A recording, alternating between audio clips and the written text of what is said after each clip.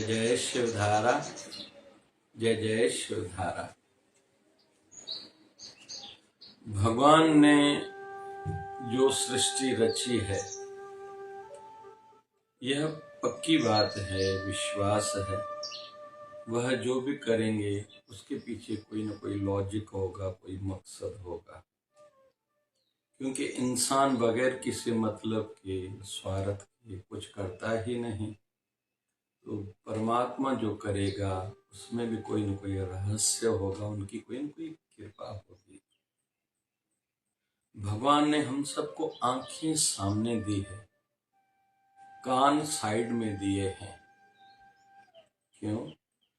आंखें सामने मतलब सदैव आगे बढ़ते रहो, पीछे न देखो।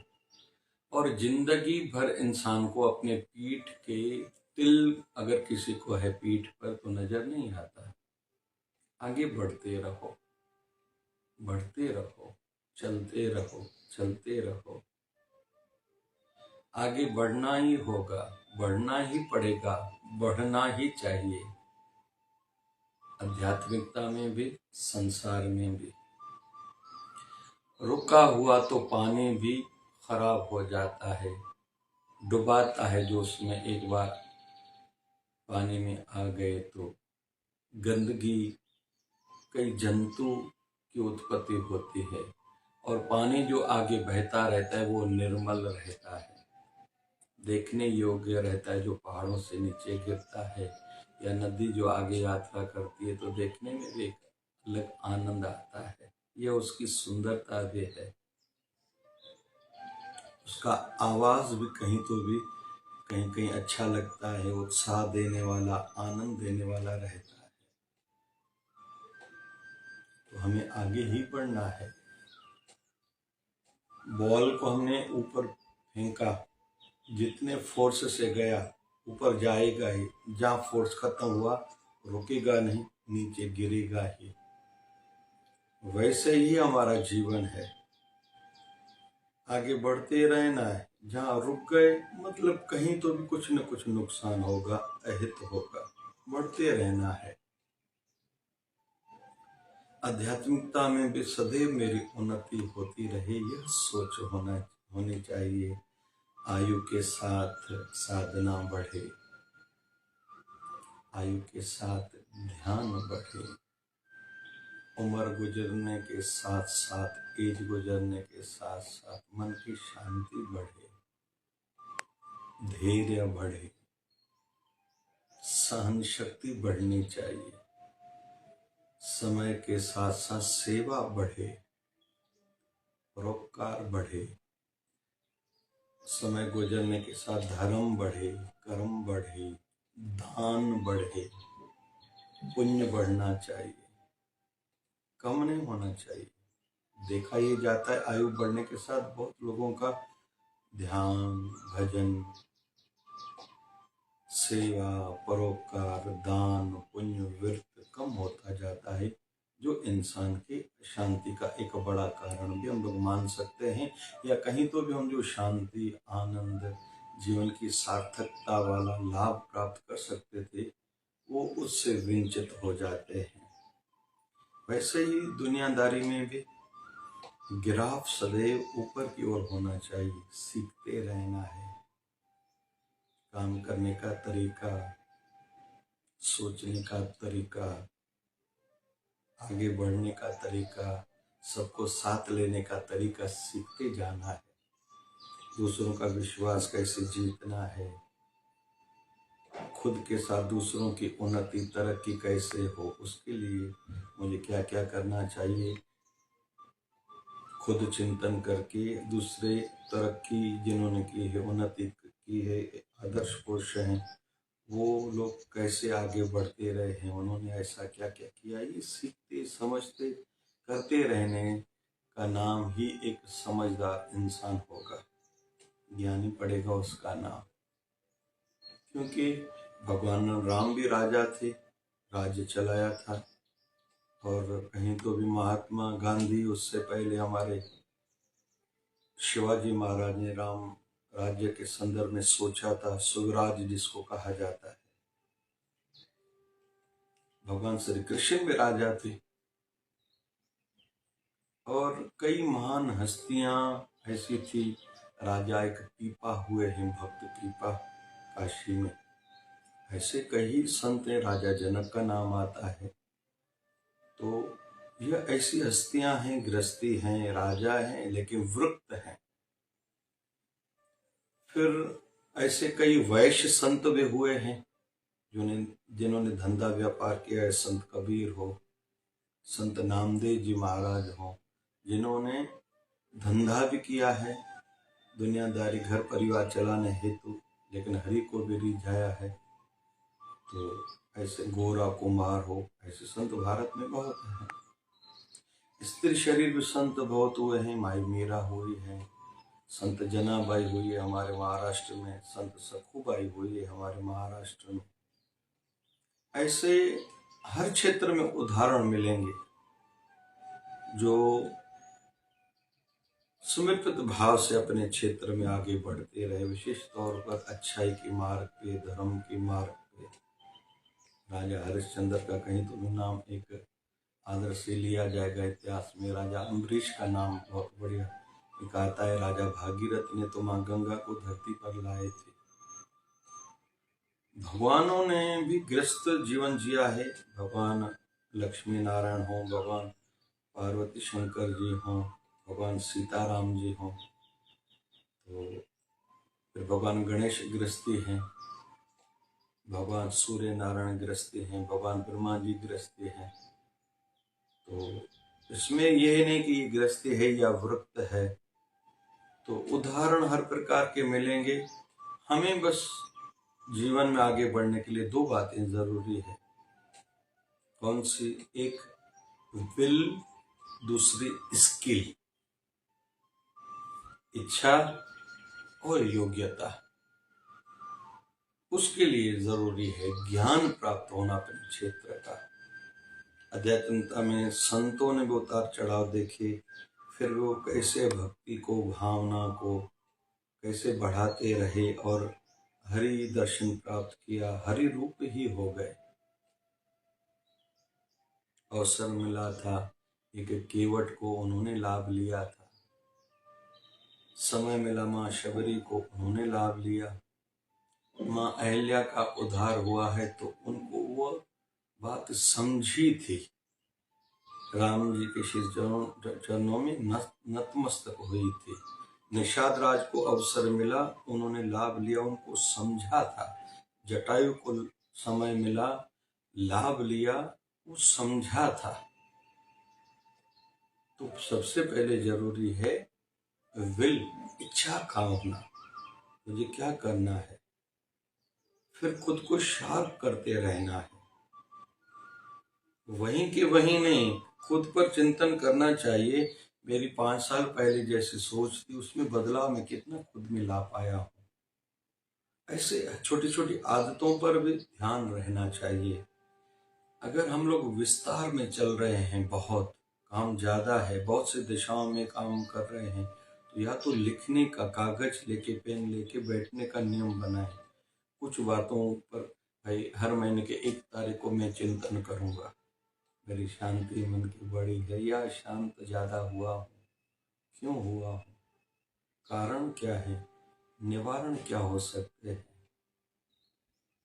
कुछ कुछ कामों की रिवाइज के लिए हर महीने की 1 तारीख को, कुछ महीनों की 5 तारीख को, फिर 10 तारीख को, अगर हम लोग विस्तार में बहुत हैं तो। और मुझे अपनी हंसी को नहीं भुलाना है, आनंद को नहीं भुलाना है, सेवा को नहीं भुलाना है, खुश रहना है। दूसरों की खुशी को कैसे बढ़ाऊं, ऐसा मैं क्या करूं। मैं हूं जिस भी फील्ड से, पुरुष हूं, नारी हूं, संसारी हूं या साधु हूं, बच्चा हूं या बूढ़ा हूं, यह हर किसी को खुद ही चिंतन करना होगा।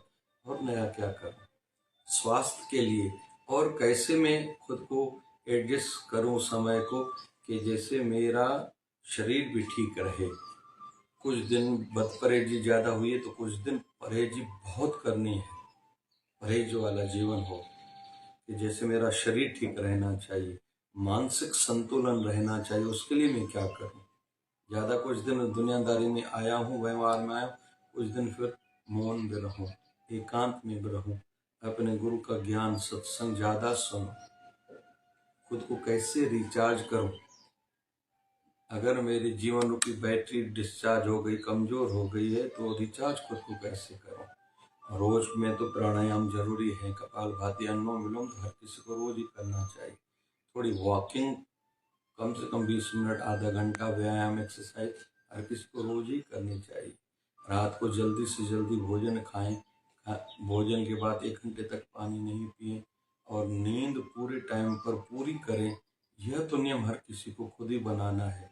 उठते ही फिर स्नान करके पूजा करना भाव से, और कुछ सिमरन करना, भजन करना, ध्यान करना, फिर दान पुण्य, पंछियों को दाना डालना, गैया को रोटी देना, कुत्तों को, चींटियों को, कुछ न कुछ ये करते रहना। फिर दिनचर्या में कहीं दरिद्र नारायण भिखारी मिले तो उनकी मदद करना। ये ऐसी रूटीन बनाए कि हमसे होता जाए, हम करें नहीं। हर एक चीज को समय दे। ये युक्तियां हर किसी को खुद ही निकालनी होती है। तो विल होगी, इच्छा होगी, तो हम लोग ये कर पाएंगे। और विल के साथ साथ स्किल,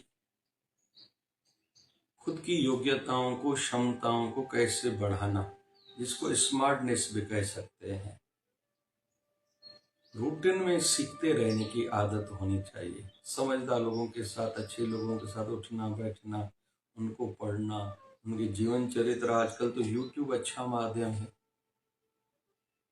रोज किसी न किसी आदर्श पुरुष की, महान हस्ती की जीवन चरित्र सुनना, खुद को फिर कसौटी पर घिसना। मैं यहाँ कहाँ हूँ, जैसे ईश्वर चंद्र विद्यासागर। किसी ने आके बताया कि कल आपके पास कोई जरूरतमंद आया था, लेकिन आपका रात को दरवाजा अंदर से बंद था। अच्छा नहीं लगा सुन के, चौखट सहित दरवाजा निकाल लिया। किसी ने पूछा क्यों? बोले दरवाजा बंद था, अच्छा नहीं लगा। अगर पल्ले होते थे, दरवाजे होते थे, तो अंदर से कोई न कोई आदमी कुंडी लगाएगा, दरवाजा बंद होगा। तो कुंडी तब लगेगी जब पल्ले होंगे, दरवाजे होंगे, और दरवाजा तब होगा जब चौखट होगी। चौखट ही नहीं होगी तो आज के बाद कोई मेरे घर में दरवाजा नहीं लगेगा। दरवाजा नहीं लगेगा तो कोई मेरे दर से लौट के नहीं जाएगा, क्योंकि भगवान ने कल मुझे ये अवसर दिया था सेवा का, लेकिन मेरे दर से कोई खाली गया। तो विल भी है, स्किल भी है, खुद को युक्तियों के माध्यम से आगे बढ़ाना है। मेरे जीवन में अच्छाई, सच्चाई, योग्यताएं बढ़ती रहे, सेवा होती रहे, और अपना जो भी क्षेत्र भी उन संदर्भ में भी यही सोच होनी चाहिए। ये हो सकता है, हम कर सकते हैं, भगवान ने हम सबको ऐसा बनाया है, लेकिन उसके लिए जरूरी है विल, इच्छा तो हो ना। कुछ लोगों की इच्छा ही नहीं है, आलस्य में पड़े रहते हैं। फिर इग्नोरेंस, सुना अनसुना, देखा अनदेखा करेंगे। मेरा थोड़ी ये दायित्व बनता है, ड्यूटी मेरी थोड़ी, ये तो पुलिस का काम है, ये तो घर के बुजुर्गों का काम है, ये तो समाज के मुखियाओं का काम है, हमारे बरादरी के, ये तो कारपोरेटर नगर सेवक का काम है, ये तो एमएलए का काम है, ये तो सरकार का काम है। अरे तेरा क्या काम है बाकी भाई? गुरु दरबार में आएंगे, बस महाप्रसाद दूसरे बनाएंगे, दूसरे बांटेंगे, बस तुम्हारा काम केवल खाना ही है। ये चिंतन नहीं करोगे ये सामान आया कहाँ से, ये पैसा राशि कहाँ से आई, उसमें मेरी ओर से योगदान हो।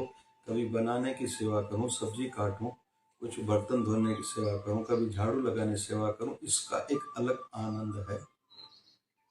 पाप कटेंगे, दुख कटेंगे। किसी मरीज की सेवा करोगे तो शरीर के रोग कटेंगे। किसी को दवाई लेके दोगे, किसी को डॉक्टर के पास लेके जाओगे, तो तुम्हारे शरीर की आने वाली बीमारियां कटेंगी भैया, कम हो जाएंगे। लेकिन करने से लाभ होगा। ज्यादा से ज्यादा लोगों को अपने गुरु दरबार से जोड़ो, सत्संग से जोड़ो। इस जैसा तो कोई पुण्य कर्म ही नहीं है। एक अलग सा सुकून महसूस होता है।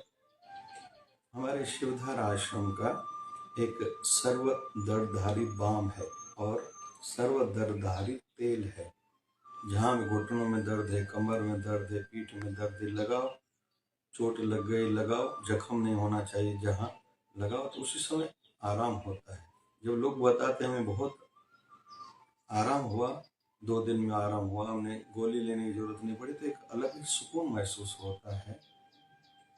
हम शिवधारा आश्रम या एक क्लिनिक में दिखाया, लाभ हो गया कम पैसे में, एक अलग ही सुकून आनंद की अनुभूति होती है। हमने शिवधारा नेत्रालय में ऑपरेशन आंखों का कराया, कम पैसों में हुआ, अच्छी सर्विस मिली, डॉक्टर अच्छे थे, स्टाफ अच्छा था, हंस के अपनेपन से बात की थी, तो हम सुनते हैं अच्छा लगता है। तो अच्छाई तो कभी भी अच्छाई है, और अच्छाई का सुकून एक अलग है, अनुभूति होती है जब बहुत सुकून भरी फिर नींद आती है।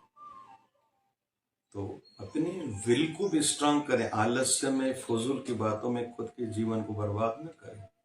पहले तो विल हो, फिर स्किल को डेवलप करना होगा, और इसी में ही समझदारी है, इसी में ही खुद से ऑनेस्टी हो जाएगी।